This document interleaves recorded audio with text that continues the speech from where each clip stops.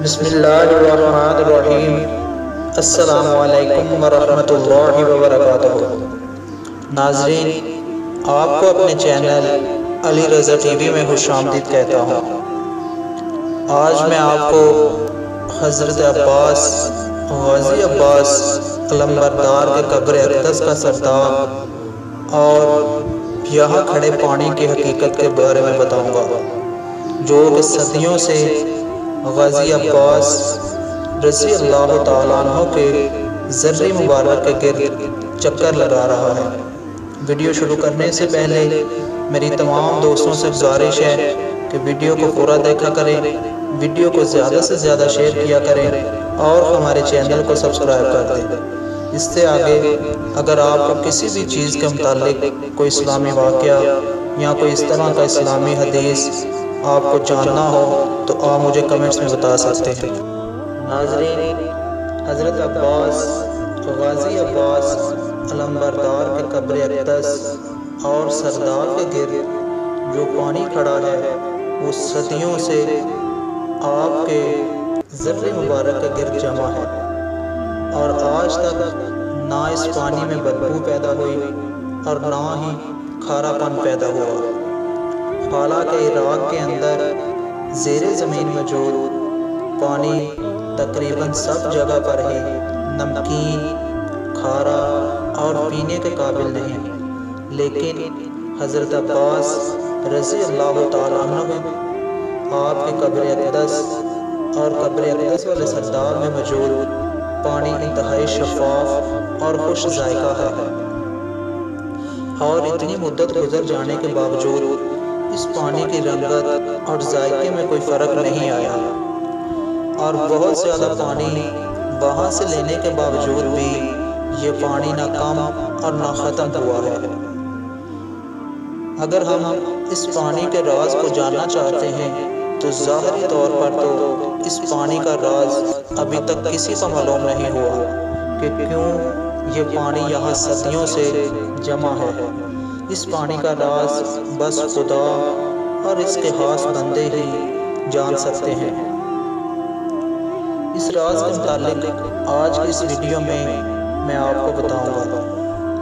دوستوں کے جیسا میں نے آپ کو پہلے ہی بتایا ہے کہ عراق کے اندر تقریباً سب جگہ پانی جو زیر زمین ہے وہ یہاں تو نمکین اور کھارا ہے اور پینے کے قابل بھی نہیں، لیکن حضرت عباس رضی اللہ تعالیٰ عنہ کی قبر اقدس اور سرداب میں موجود پانی انتہائی شفاف اور خوش ذائقہ ہے۔ شاید یہ ہو سکتا ہے کہ کربلا کے مقام پر حضرت عباس رضی اللہ تعالیٰ عنہ نے پانی پر قبضہ کرنے کے باوجود اپنے آقا امام حسین اور ان کے اہل و عیال کی پیاس کو مد نظر رکھتے ہوئے پانی نہیں پیا تھا، لہٰذا اس مرتبہ پانی خود ہی چل کر حضرت عباس کے پاس آ گیا۔ اس پانی پر گفتگو کرنے سے پہلے ضروری ہے کہ پہلے اس سرداب کے بارے میں کچھ بتایا جائے۔ حضرت عباس کے روضہ مبارک کا سب سے اہم حصہ سرداب ہے، جہاں حضرت عباس کی حقیقی قبر مبارک موجود ہے۔ یہ سرداب 8ویں صدی ہجری میں بنایا گیا۔ شیخ عباس 36 سال تک علمبردار کربلا حضرت عباس رضی اللہ تعالیٰ عنہ کے خادم رہے، اور ان کی عمر 74 سال تھی۔ انہوں نے حضرت عباس کی قبر اقدس اور سرداب کے گرد پانی کی تشریح کرتے ہوئے کہا ہے کہ 36 سال تک وہ اس پانی کی ریسرچ میں رہے۔ وہ لکھتے ہیں کہ یہاں پہلے 2 چشمے موجود تھے جو 400 سال تک یہاں تھے، اور یہی پانی یہاں موجود تھا۔ جب پائپ لائن کا وجود نہیں تھا تو یہ پانی خود بخود ایک جگہ سے نکل کر دوسری جگہ چلا جاتا تھا۔ اس پانی کا مزہ معلّہ پانی سے بھی زیادہ خوشگوار ہے۔ سرداب کی سیڑھیاں تھیں جہاں لوگ اس پانی کو تبرک کے طور پر استعمال کیا کرتے تھے۔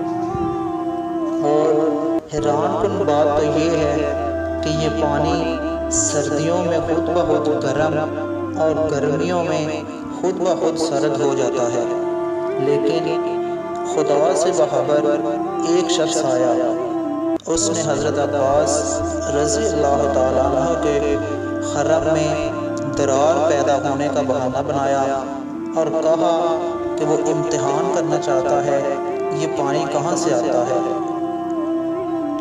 جب اس نے اس بات کا ارادہ کیا کہ وہ اس پانی کی تحقیق کرے تو آپ کہتے ہیں کہ یہ پانی کے دونوں چشمے غائب ہو گئے اور پھر ان میں پانی جاری نہیں ہوا، لیکن 2 مہینے کے بعد پھر وہاں پر سرداب میں پانی آ گیا اور اس پانی سے نبینا آنکھوں والے لوگوں کو شفا ملنے لگی۔